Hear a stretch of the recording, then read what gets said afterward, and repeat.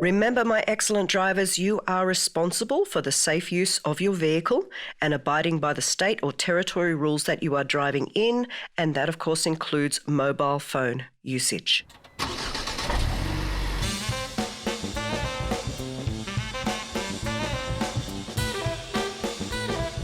Welcome to the Learn to Drive podcast. I'm your host, Liz Lafferty, and I'm here to guide you through the twists and turns of learning to drive with a few laughs along the way. So whether you're a newbie trying to figure out why the car keeps beeping at you, or a seasoned road warrior who still can't parallel park without causing a minor traffic jam, I've got you covered. So buckle up, check those mirrors, and let's hit the road to becoming a more confident and happier driver. Hello and welcome to the Art of Confident Driving. I'm your host, Liz Lafferty, and I'm absolutely thrilled to have Miss Sonia back to help us navigate what happens on our first driving lesson. All right, folks, so welcome to Miss Sonia. Thanks for having me again, Liz. Great to be here. Absolute pleasure. We always love catching up, don't we? Sure do. Yeah, and we also love giving you guys information that is extremely useful for our learner drivers and supervising drivers. So that's why today we've decided to talk about what should happen on your very first lesson. Absolutely. And I look forward to helping everybody learn more about this through our lovely Liz and add my 2 bobs worth in. Exactly. All right, so I guess my very first tip would be a pretty important one, whether you're going with a professional instructor or whether you're going with mum or dad. And that should be, first of all, to be well rested. If you make mistakes tired when you're just, writing an essay for school, guess what can happen when you're behind the wheel? So it's really important that you're well rested and don't be tired when you try this thing out. And certainly if you're a parent, don't do it when you're tired. Hey, Sonia? Absolutely. It's not only dangerous to be fatigued when you're driving, but tempers can fray a little bit too. Definitely. Okay, so we've got well rested down pat. We're feeling good. We're not feeling rushed would be another suggestion. Don't be doing it on a busy Saturday morning. A lovely quiet Sunday afternoon would be good, or even later in the evening, 7 o'clock, 8 o'clock. What do you think? Yeah, a lot of parents do prefer going out in that night time after dinner time because the roads are a lot quieter and it makes them feel safer, which in turn will help the learner feel safer. Absolutely. So the next big tip I'll give you, parents especially, is if you're not confident, please go to a car park or a big quiet industrial estate. Go somewhere very, very quiet, but don't expect your student to drive there. Please, you drive them to that quiet area and then you can swap spots. Yeah, and that's half the fun too. And when you're driving there, you can also be doing a narrative as you drive with how to steer. This is when I'm braking. This is when I'm accelerating. Just get them warmed up to the idea that this is actually a lesson. It's not just something that you're going out to have fun like at the go-kart track. Yeah, well said, Sonia. Well said. So I guess that's another thing. I really would like parents to also get in the correct mindset and literally put on the instructor's hat. Yeah. You're not wearing a mum or dad hat. This is not, you're hanging around home. This is you're going to teach your child how to drive. Yes. So many parents and supervising drivers, we take it for granted. We just get behind the wheel and drive. And we've forgotten all those steps that we had to go through when we first learned how to drive. Absolutely. And I always use the, what would you call it, analogy or the matching part of women forget what it's like to give birth. And so they go back and have more kids, right? And people seem to forget what it was like to be a learner. They forget the pain, they forget the concentration, the focus, everything that it took for them to become the confident drivers they are today. Yeah. So they really do need to step back and imagine themselves as a toddler toilet training, seriously. Yeah. Like you've really got to do it step by step. I've heard stories of where they jump in the car and expect everyone to know everything all at once. And I think we covered that off on our last episode together. But it is so important to let them know that it's okay to focus on 1 or 2 things first. Yeah, absolutely. Well, it is a complex thing to learn. And it can be overwhelming for these kids because we all think, oh, they've been watching us, they know what to do, but they don't. I can tell you now, at least a third of my students, when I say, can you show me where the indicators are? They'll put one hand either side of the steering wheel thinking the left's on the left and the right's on the right. So parents... I do remember that funny story you told me. Oh, look, we laugh. And I always say to the learner drivers too, look, I'm not laughing at you. No, I'm laughing with you because absolutely. it is something new that you're learning and figuring out, Yeah, and we'll have fun and learn it together. exactly. We're a team. So we're not making fun of them for doing these things, No. but just be patient. Be really Yeah. don't turn around to your learner driver and say, "Oh, you're so stupid. Why didn't you know that? You've seen me drive." Yeah. That's not really setting up a great environment for learning. No, no, not at all. Again, don't assume they even know how to turn the engine on. Don't assume they know what the gears are about. See, these are the things that a professional instructor should go through. But of course, parents aren't professional instructors, and that's okay. That's why I've done the podcast, guys. Get So on that podcast, you parents, honestly. Save your life, save your money. there you go. So yeah, I do go through all those things in the early episodes of, what do these buttons do? What does that do? And it kind of makes it easier on you guys to go, gee, what have I forgotten? Well, that's okay. I've covered it for you. But look, again, just one step at a time. I do tell my parents, especially the ones who kind of push my students, I do say to them, look, it's like learning English. You've just learnt your ABCs and now you're expecting them to be able to do Shakespeare. It's just not going to happen. It's Absolutely. got to be one step at a time, guys. Yeah. Never push the students. And look, I know I call it the blood factor. So when you're in the car with a parent, it can be quite daunting because you want to impress them and you want to make them proud of you. And as the parent, we're kind of like, well, come on, I've got other things I've got to do. So both the student and the parent, you've got to take a step back and say, right, the student is here to learn how to drive. The parent is here to teach how to drive. Yeah. And you've really got to give both of yourselves time to make mistakes. Yeah. Right? There's no such thing as a perfect driver. There's no such thing as a perfect instructor. So everybody's going to make mistakes. And please be kind to yourselves when you make mistakes. Yes, 'Cause, absolutely. yeah, it's tough learning to drive, isn't it? It is. And, some kids have the personality, and my son was like this. If they can't see themselves doing it right the first time, they will be quite hesitant about even trying in the first place. Yeah. So if you are encouraging, even if it's sitting in the driveway to begin with, and just let them sit in the front seat. You're not going to turn the engine on. You're not going to do any of those things. You're not going to suddenly put demands on, okay, you've got to push this pedal and do this. Just let them sit there and feel what it's like. Because I get some brand new ones myself as an instructor. They jump in the driver's seat and they actually go to put the seatbelt on from the left to the right because they're so used to being a passenger. Absolutely. And that's the other thing, parents, a lot of you guys worrying a lot about the vehicle. Look, you can choose your lower gears. So you do have a modicum of control. You really do. And again, if you're starting in somewhere quiet, even if you're in normal drive gear, it shouldn't be a problem. But if you are really worried, again, I've mentioned this on the podcast lessons, you can use your lower gears, which will limit how fast that your learner driver can go. I hadn't thought about that one. Oh, yeah. There you go. Yep. Because the car will scream when they push the pedal too hard. Yeah. Yeah. That'll stop them. Yes, it will. Yes, it will. Because that's the thing these days. I mean, a lot of us have got new cars which have got the button for the handbrake. So you've really only got your gears to choose from to control the vehicle because parents certainly don't have dual controls like we do. Exactly. And that's such a good point because, as a parent myself, like my babies are 30 now, so it was a long time ago. We didn't have the modern cars we have now. The handbrake was my best friend. Yes. Yeah. But even so, you can still control the situation, parents. You really can. You've just got to use simple language. So you just use the word brake. Brake more, brake more. Don't do a big long sentence because that will not cut through the learner driver's panicking brain. Absolutely. So that's one thing I learned a long time ago. Please use one or two words together. Don't use big sentences. Another tip I've just thought of, and I've been requested to do this on a few occasions, and most of the time I will refuse, and that is to have more than one person in the car. You will often have supervising drivers, mum in the front, dad in the back, or vice versa, and both of them will be giving you directions. It's just too much for a learner driver to deal with. They don't know who to listen to. Absolutely.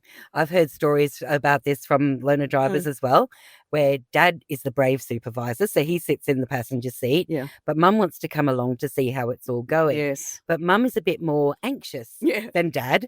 So she will see the learner driver approaching a vehicle in front and she's already screaming out, brake, brake. Yeah. And dad's like, it's okay, we're not that close yet.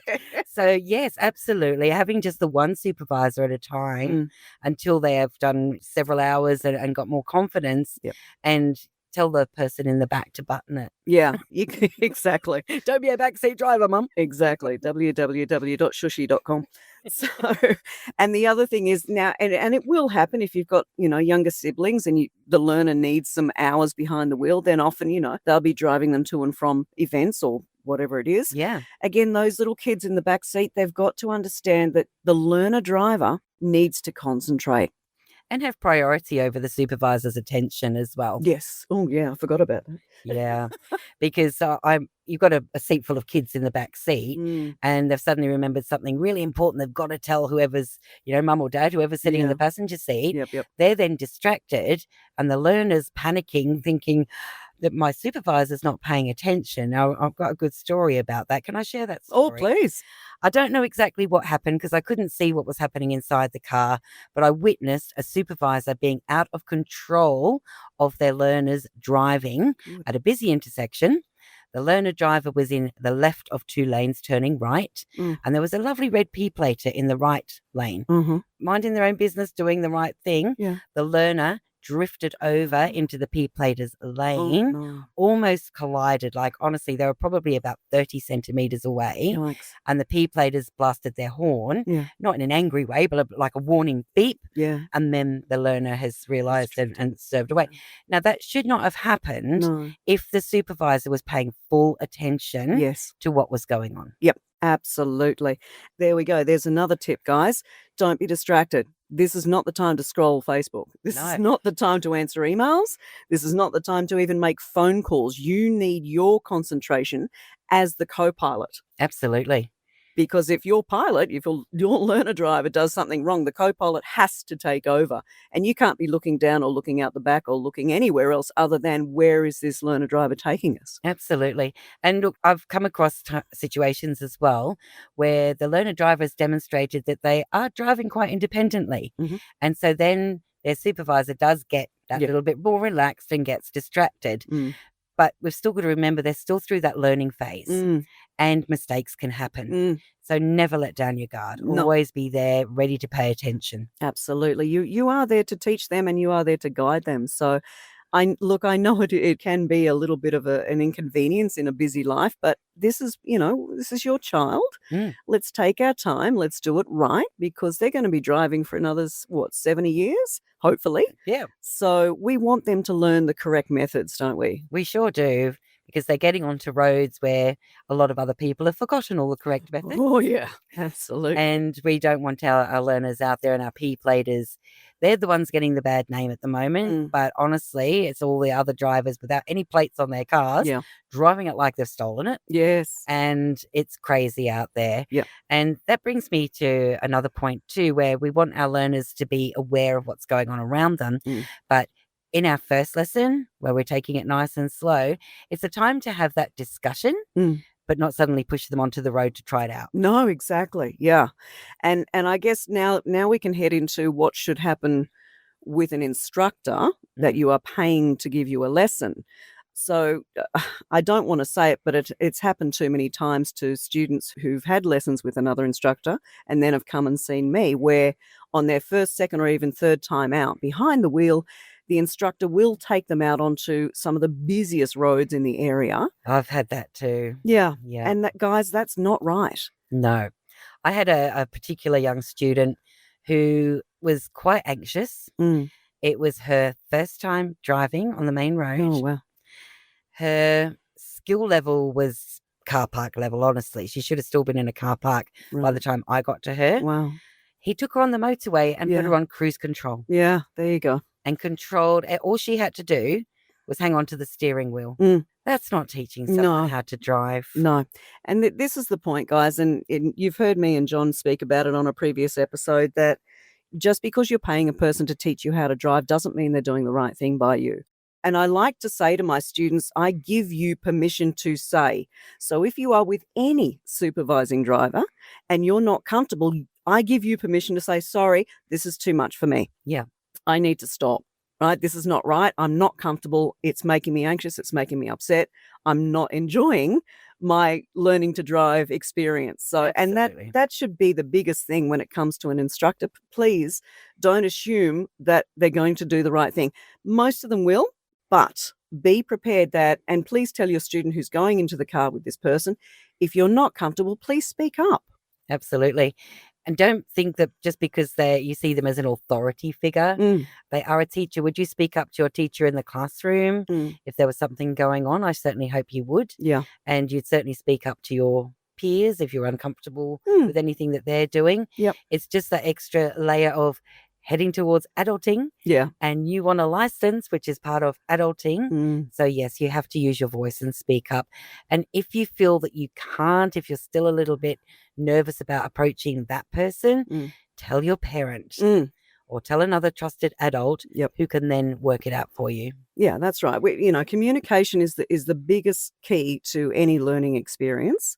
So if you're just sitting there silently and you're unhappy, you need to speak up. But by the same token, the instructor shouldn't be silent either. No. There's very rare silent moments in my car when I'm teaching. Absolutely. I'm sure you're the same. Oh, I'm a chatterbox, Yeah. right? And it's funny, some students like a bit of chatter. So some learners, they do like to have a bit of chatter, and others will sit in silence. Yes. Yeah. And I can sometimes feel a little bit uncomfortable with that. I must be truthful there. Yep. But I feel that they're silent because they need to be. Yeah, they're absorbing. Because they're absorbing. Yeah. The real chat ones, they're blown away with the fact I don't miss a trick. Yes. I still see every Everything. mistake they're making. I see everything out on the road that they need to be aware of. Yeah. And they're like, but you're talking. I said, Yeah. I'm a trained talker. Correct. Correct. We're trained to talk and talk very well. Yes. So what should happen on your first lesson with a professional instructor? So first of all, they should turn up on time Always. with Or 5 minutes early, 10 minutes yeah, early. exactly, with a clean car and ready to show you all of your controls, because how can you drive unless you know your controls? Absolutely. I usually get them to just hop in. We do the seat setup first, make sure that they're comfortable and they're in the right position in the seat. Yep. And then we go through absolutely everything, all the controls first. Correct. Because something could happen out on the road. We could be blue skies, and then all of a sudden, it's raining. Yeah. Now, I'm lucky in my car, it's got the indicators on the left, so I can reach them if needed. Yeah. Or the wipers. Just indicators? Wipers. Wipers. Yeah. So I can help them with that. But it's important that you show them Yes. how to keep their thumb latched on, use their fingers to That's do right. all right from the get-go. Yep. Because you're going to start bad habits if you don't. Correct. So then it should be a matter of you are driving just in very quiet back streets. So if you live near a busy road, your instructor should drive you to a quieter area. Now, that shouldn't take more than 5 minutes. Instructors should know the area around you. Absolutely. That will be a good, what we call nursery area. So it's quiet streets. You're not going to disturb many people. Call it kindy. You call it kindy. I love that. That's sweet. So that's what should happen. So if your instructor is near a busy road and he just dumps you in there and you're grabbing onto the wheel with absolute terror, that's not right. Okay. So your learning to drive experience should be a pleasant one. It should be a fantastically exciting journey.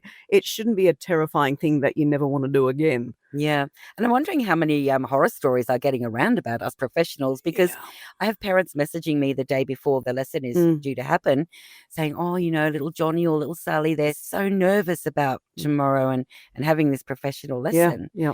And I say to them, I understand that meeting a stranger might be a little bit nerve-wracking, but I certainly hope that they're not nervous about driving with me. Yeah. Because I will help them overcome their fear of driving. Yes. And it should be a nice, happy experience. Yeah. But I know around the high schools especially, I don't know whether the kids are always truthful. That's true. There could be a bit of exaggeration, but you're about to say some stories that I've heard as well, I'm sure. Yeah. And that's where the kids have said, oh, my friend told me their driving instructor yelled at them and hit their knuckles and they made me cry and all this sort of thing. Yeah.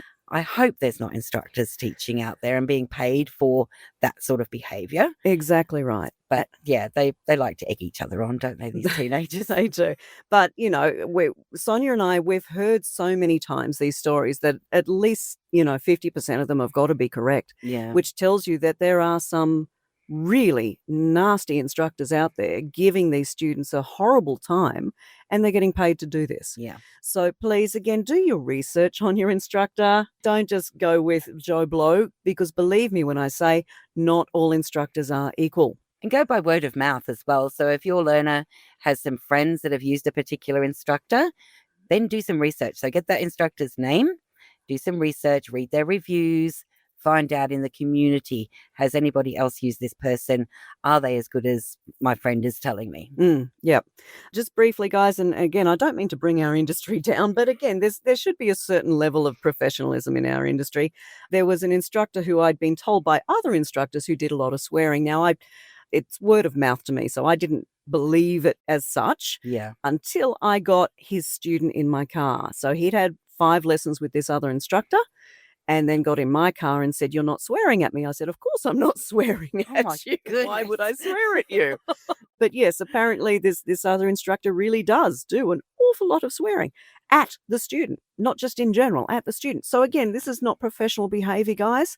Stay away would be my suggestion. Absolutely. No one should be using any sorts of abusive language towards your learner driver. Yeah.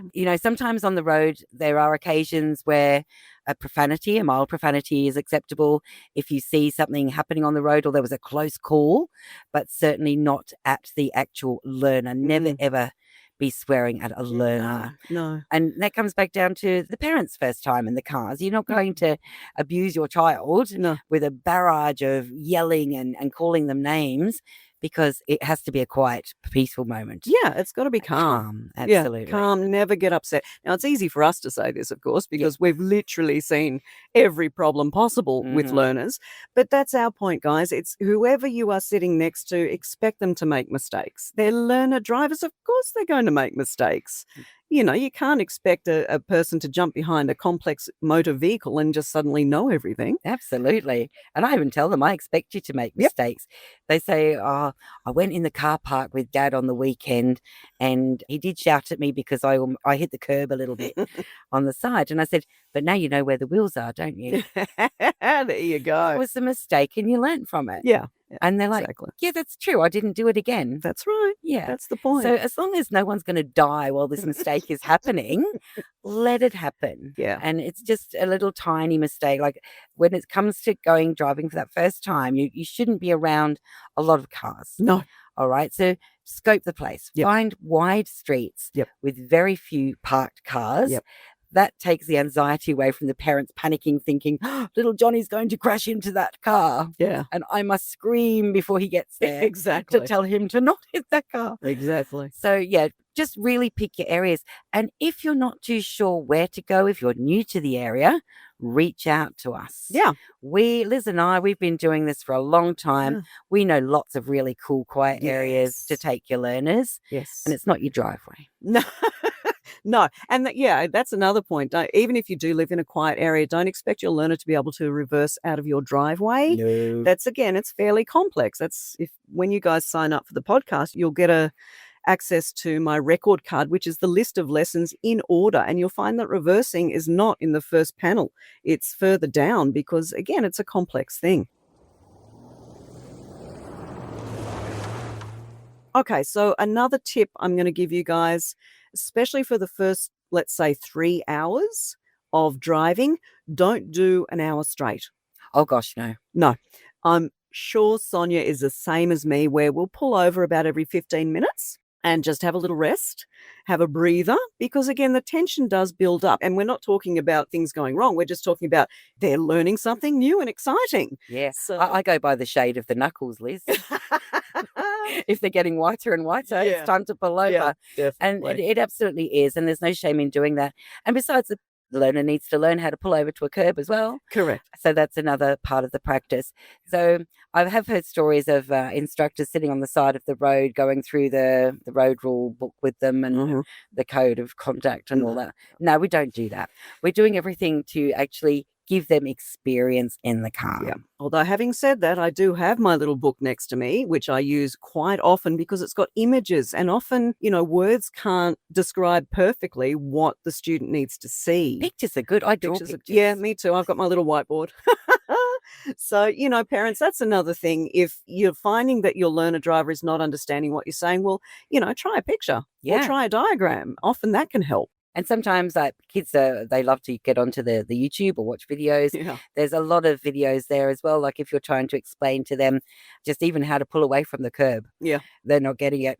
Yeah. I think we just covered my oldest daughter's story in our last session. But Yeah. just show them something like that. Yeah. Or get out and demonstrate it yourself. That would be a good start. That really would be. And I guess that also now brings us to the last thing we'll say about this, which is you supervising drivers, parents, grandparents, you're all role models for your learner driver. Yes. So if you're driving around like a maniac, screaming bloody murder to all of the other drivers around you, guess what's going to happen to your child? Yeah. The monkey see, monkey do. Yep. And not only that, the attitude of do as I say, not do as I do, doesn't cut it with these kids. You've really got to demonstrate the right behaviour on the roads. Road rage is just getting worse as the roads get busier. Yep. You want to protect them. So please be good on the roads. Yes. Okay. And demonstrating everything from starting to drive to you being in a rush and saying that your learner can't drive to school today because we're running late, still drive safely. Yes, absolutely. Don't do the rushing. Look, and this is the thing. I think everybody's thinking they're special these days because there's too many who are not obeying the road rules. I call them the exceptions to the rules. Yes. Yes, I see a lot of those. Yes. And, I've got grandkids that I quite often take out in the car with me and they'll say, oh, look at what that person's doing, Nonny. And I say, yes, I think they're an exception to the rule, kids. Exactly. So that would be another good point to do, supervising drivers, is refresh your road rules. Absolutely. The state you're living in, you may not have got your license in that state, so there will be different rules. And I get a lot of people up here on the Gold Coast who've moved here from New South Wales or Victoria, and I tell them a road rule up here and they're like, what? They're shocked. And the I'm U-turns at traffic lights is a prime example. Yes, exactly. U-turns. Yeah. So, again, you've got to be aware of the road rules of the state that you're in and you've got to apply them. And that means doing the speed limit, guys, because come test day, if your student is used to speeding, guess what's going to happen? Instant fail. You got it. So, if you keep over the speed limit by 3 to 5, then your learner will as well because they're watching you and they think that's acceptable. They'll learn test day. It's not. And one of my other pet peeves with road rules too, stop signs. Yeah. It is such a big pet peeve of mine. So many of my learners, when they first lesson with me, don't go to stop at the stop sign. Yeah. They're looking, and they sail straight through like it's a give way sign because that's the behaviour they are seeing on the road. So they had no idea they actually had to stop. Yes. Even though the word says stop. Exactly. It doesn't say roll through slowly. No. And it doesn't say give way. No, it doesn't. It says stop. Yes. And I've explained the reasons why you are required to stop on that episode. So, yes, that is one of the lessons that is available on my podcast. You cover everything, Liz. I pretty much People do. would be crazy not to get onto your podcast. You're so sweet. Thank you, darling. So, there are 50 lessons. I've only got 2 to go now, so I'm really excited. And then that's it for a while. I'll get you on board to try and do some manual lessons for us because I haven't described manual. Ooh. But every lesson I've got in there is literally as if I'm sitting next to my student talking them through it. And I'm probably, a lot of you are probably wondering, well, how can she do it? Every student's different. Guys, I hate to tell you, they're not. We all work on fear, and fear-based decisions are literally what control us when we're behind the wheel. So I've seen the result of what the fear will do, and I literally know the answer to the problem. So, it is all in there. Believe me. That's so exciting. Yeah, it is. I am very excited. So the more you guys can jump on there and take a listen. So if it is a stop sign episode that you want to listen to, the lesson, go find a stop sign near you, press play, off you go, and I will explain why and how and when and where and everything. That's fantastic. All right, my friends. So thank you, please. A big thank you to Miss Sonia for joining us again today. We always love having you here. We're going to have you back again real soon. I love it, Liz. Thank you Yeah. so much for having me. Oh, pleasure. All right, my friends, so go on out there, be safe on your first lesson. Please take it easy, stay calm, and enjoy the drive. We'll catch you next time. And my full driving lessons are available on Apple Podcasts and the artofconfidentdriving.com website, where you will get access to instructional videos. Remember to relax and enjoy the drive. See you next time.